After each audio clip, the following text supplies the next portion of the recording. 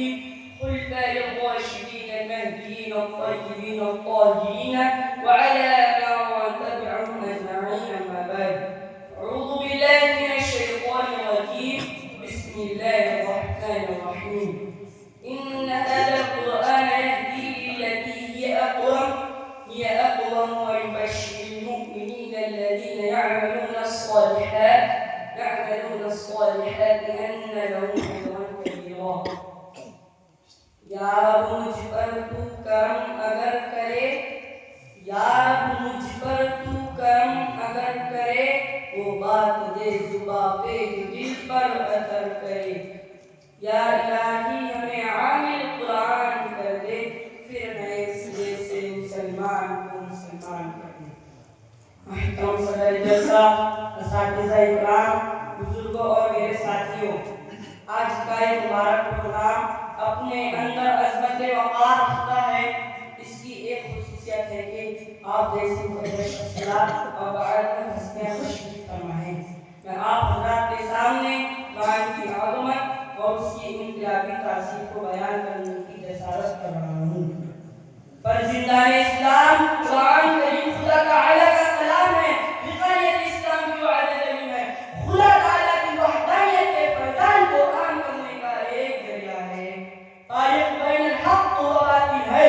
عدم و جہالت، کفر اور شرک، تمرد اور سرکشی سے دور رکھنے کا ایک آلہ ہے. خیر و شر، حلال حرام، جائز و ناجائز کے درمیان امتیاز کرنے کا ایک واسطہ بے مثال ہے. محترم حضرات، اگر یہ قرآن نہ ہوتا تو ہم آپ انسان نہ ہوتے، بلکہ جانوروں سے بھی بدتر ہمارے حالت ہوتی. اگر یہ قرآن نہ ہوتا تو نظام کائنات برقرار نہیں رہتا.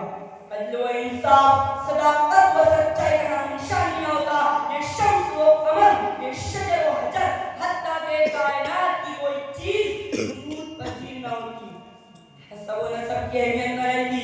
عصمت و عفت اور امانت و دیانت کا تصور تک نہ ہوتا.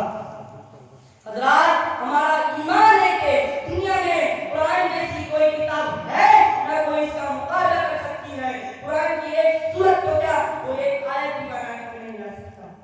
قرآن کے ایک چیلنج کل بھی تھا، آج بھی ہے اور قیامت تک باقی رہے گا انشاءاللہ. جس طرح عرب کے زبان دار قرآن کی وضاحت و بلاغت کے سامنے گھٹنے ٹیک دیے، اسی طرح ہر کوئی قرآن شریف کے سامنے عاجز و بے بس ہوتا رہے گا.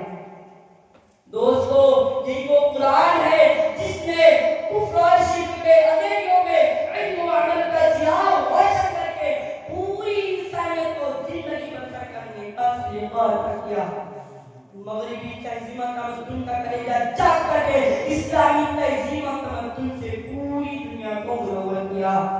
اپنے فیضان و برکات سے پوری دنیا کو بیدار کر کے ان کے دلوں میں صداقت و سچائی کا چشمہ پیدا کیا. گونگوں کو زبان دی اور بے زبانوں کو وضاحت و بلاغت کا امام بتا دیا اور بدعملوں کو ظہور و تقوی کا پیکر بنا دیا. قرآن ہی کی برکت ہے کہ خدا تعالی نے ہمیں ایسا ماحول عطا کیا اور ایسے گھرانے میں پیدا کیا کہ انہوں نے آنکھیں کھولتے ہی دین اسلام کی طرف رہنمائی فرمائی. خدا تعالی ارشاد فرماتا ہے، اِنَّا لَلْقُرْآنِ يَهْدِي لِلَّتِي هِيَ أَقْوَمُ.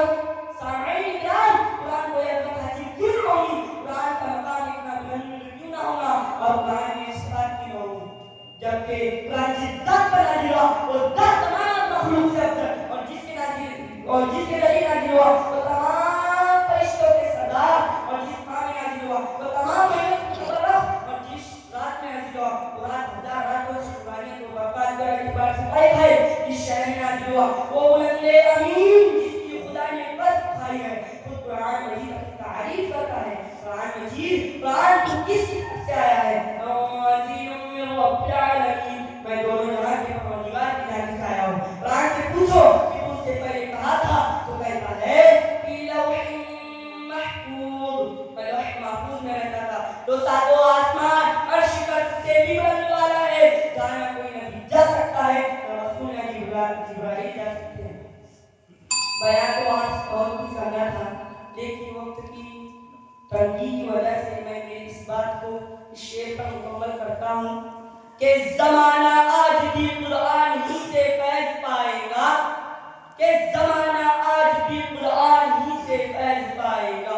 تیری ظلمت شب اور صورت جگمگائے گا. ہمارے لیے السلام علیکم ورحمۃ اللہ وبرکاتہ.